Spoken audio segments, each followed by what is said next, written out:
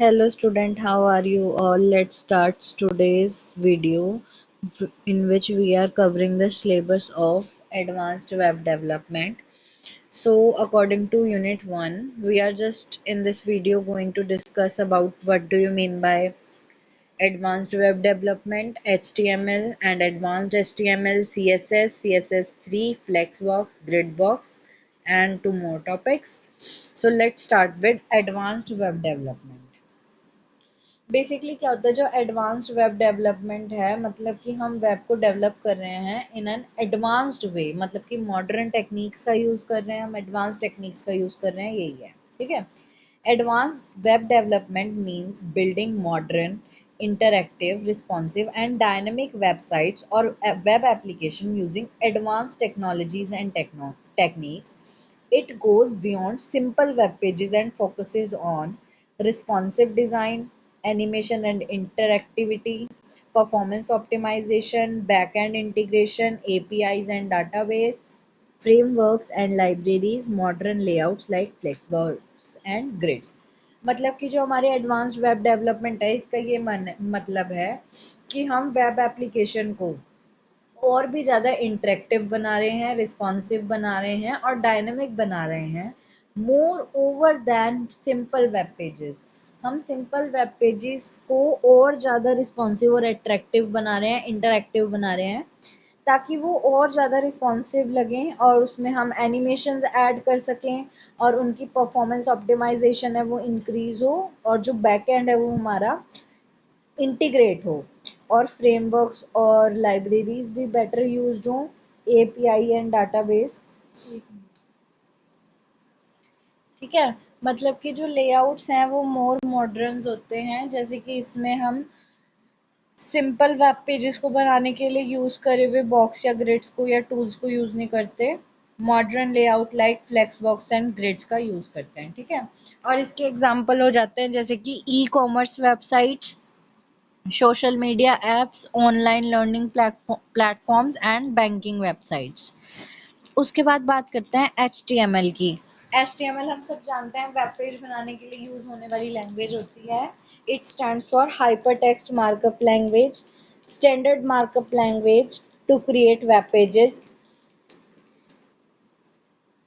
It structures the content of web page using elements called tag ये क्या करता है जो हमारी वेब पेज होती है उसके कंटेंट को एक स्ट्रक्चर प्रोवाइड करता है एलिमेंट्स का यूज करके जिनको हम टैग्स बोलते हैं जैसे कि हेडर टेक्स्ट पैराग्राफ टैग ऐसे करके ठीक है उसके बाद यहाँ पे एग्जांपल दिया हुआ है जैसे कि हेडिंग 1 दी हुई है वेलकम और पैराग्राफ में दिया हुआ है this is a web page अब इसके यूज क्या क्या होते हैं सबसे पहला होता है क्रिएटिंग हेडिंग्स डाल सकते हैं हम फोटोग्राफ पैराग्राफ बना सकते हैं उसमें इमेजेस यूज कर सकते हैं लिंक्स डाल सकते हैं फॉर्म्स बना सकते हैं और टेबल्स भी बना सकते हैं हम HTML की मदद से ठीक है उसके बाद आ जाता है हमारा सिमेंटिक HTML ये क्या होता है HTML टैग्स को उनके मीनिंग और पर्पस को क्लियरली डिस्क्राइब करके यूज करना ठीक है semantic HTML means using HTML tags that clearly describe their meanings and purpose जैसे कि HTML डिवीजन ये हाँ इंस्टेड ऑफ इस HTML डिवीजन जो होते हैं ना div इस टैग को यूज करने की जगह हम क्या कर सकते हैं HTML में header navigation section article footer ऐसे करके ये सब हम डाल सकते हैं अपने हिसाब से कि कैसा हमें हेडिंग बनानी है कैसी नेविगेशन डालनी है सेक्शन वाइज उसको कैसे हमें डिस्ट्रीब्यूट करना है आर्टिकल और फुटर्स उसके ठीक है और इसके बेनिफिट्स क्या होते हैं better readability improves SEO search engine optimisation easier maintenance better accessibility for screen readers ठीक है ये चीज़ है ये इसके बेनिफिट्स हैं ठीक है सबसे पहले क्या है इसकी रीडेबिलिटी को बेटर बनाता है और उसकी सर्च इंजन ऑप्टिमाइजेशन को इम्प्रूव करता है जब वो वर्ड्स ऐसे यूज़ करेगा सब कुछ अलग डिस्क्राइब करेगा तो हम अगर कोई भी वर्ड एक डालेंगे जो उससे रिलेटेड होगा और हम उसको चीज़ को सर्च करेंगे तो वो हमें वेब पेज के हिसाब से वही चीज़ निकाल के देगा ठीक है। उसके बाद ईजियर मेंटेनेंस हो जाती है, हमें पता है कि हेडर सेक्शन में हेडिंग है और कहाँ कहाँ कौन कौन से सेक्शन में क्या क्या चीज़ हमने डाली हुई है। हेडिंग में जैसे कि हम हेडिंग ही डालेंगे तो top section is equal to header, navigation menu is equal to nav, web page sections वो सेक्शंस में आ जाएंगे। ठीक है। उसके बाद better accessibility for screen readers को भी अच्छे से एक्सेसिबल होगा कि भाई वो क्या पढ़ रहे हैं, क्या वो जानना चाहते थे और उन्हें कैसी जो इन्फॉर्मेशन है वेब पेज प्रोवाइड कर रहा है। ठीक है। Some common semantic tags are header which is top section, navigation menu section, web page section, article, independent content and footer is equal to bottom section. उसके बाद जो एडवांस्ड है HTML की जो एडवांस्ड फॉर्म है वो है हमारी HTML5। ये लेटेस्ट वर्जन है HTML का जिसके पास इम्प्रूव्ड मल्टीमीडिया सपोर्ट है और न्यू फीचर्स हैं जो हमारे HTML में अब तक नहीं आए। ठीक है। अब फीचर्स ऑफ HTML5 क्या क्या होते हैं।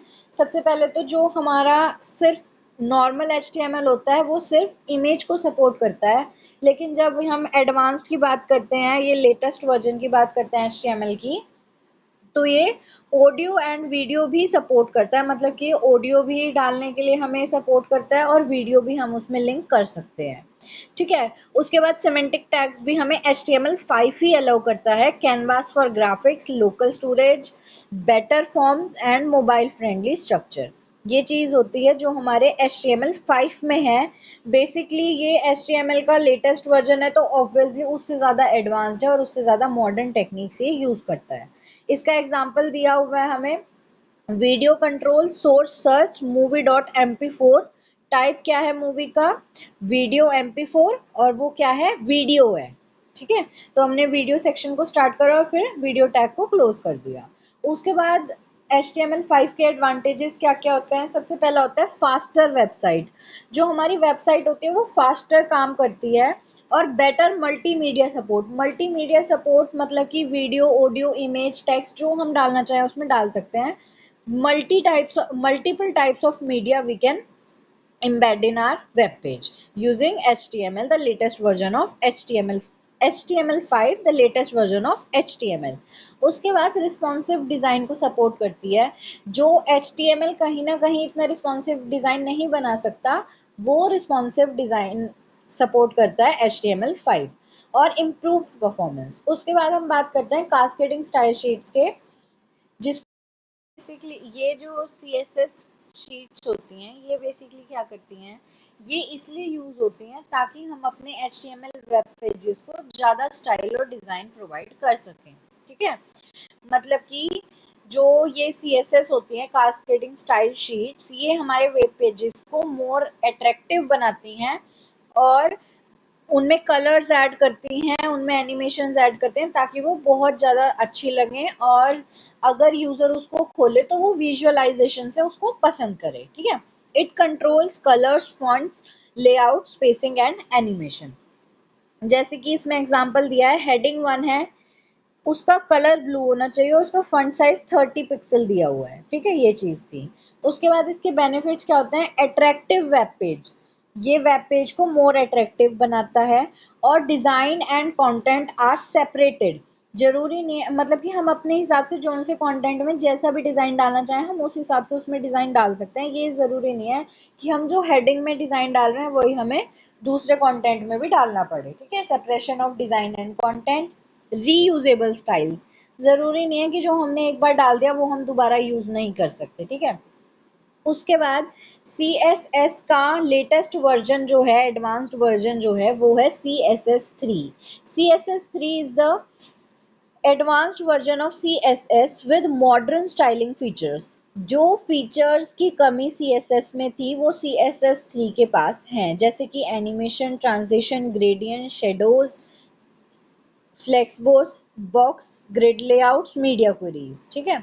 ये सब हमारा CSS3 है वो जो अलो करता है। ठीक है। जैसे कि ये एनिमेशन प्रोवाइड करता है हमें, हम अपने जो वेब पेजेस होते हैं उसमें एनिमेशन इम्बेड कर सकते हैं, ट्रांजिशन बना सकते हैं, उसमें ग्रेडियंट्स, डिफरेंट ग्रेडियंट्स होते हैं, कलर्स को मैच कर देना और उनकी मिक्सिंग बना के कोई उनको स्टाइल दे देना, शेडोज प्रोवाइड कर सकते हैं और उनके फ्लेक्स बॉक्स यूज कर सकते हैं, ग्रिड लेआउट्स और मीडिया क्वेरीज।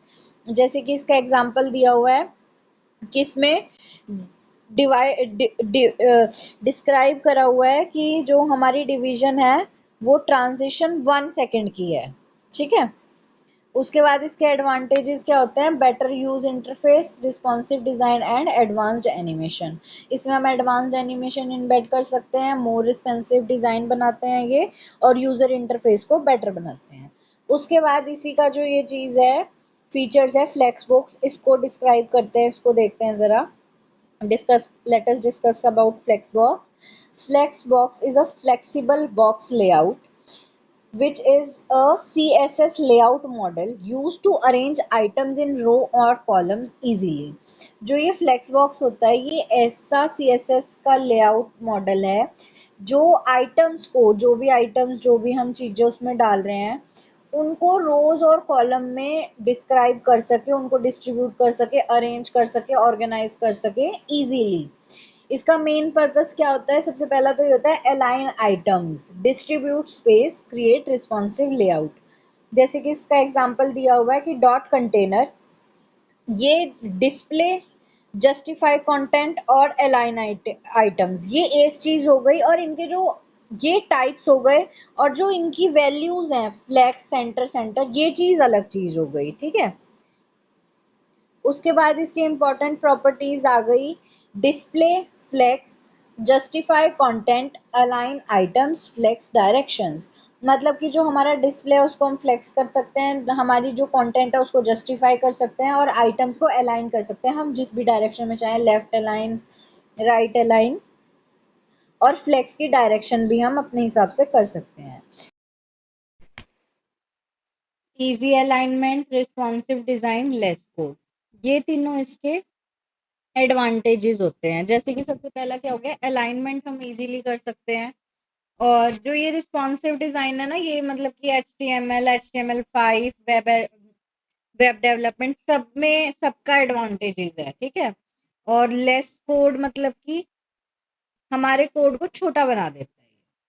उसके बाद आ जाता है हमारा CSS ग्रिड, जिसको ग्रिड बॉक्स कहा जाता है। ये 2 डायमेंशनल लेआउट सिस्टम होता है जो to design complex web pages layout with row and columns.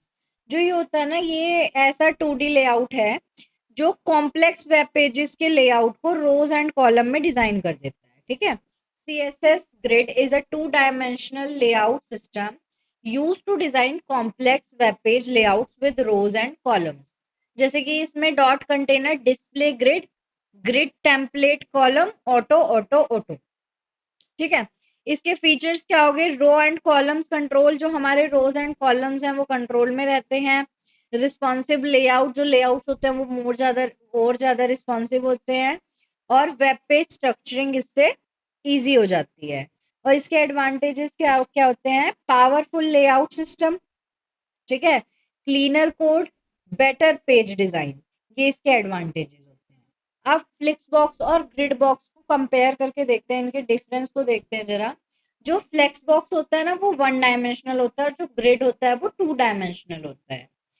जो फ्लेक्स बॉक्स होता है वो रोज या कॉलम में काम करता है, और जो ग्रिड होता है वो रोज एंड कॉलम में काम करता है। मतलब कि जो फ्लेक्स बॉक्स है वो या तो रो में काम करेगा या कॉलम में काम करेगा, लेकिन जो ग्रिड है वो दोनों में काम करता है, रोज में भी और कॉलम्स में भी, ठीक है। जो फ्लेक्स बॉक्स होता है स्मॉल लेआउट के लिए यूज होता है, और जो ग्रिड होता है वो कंप्लीट वेब पेज लेआउट के लिए यूज होता है, मतलब कि कॉम्प्लेक्स लेआउट के लिए वो यूज होता है।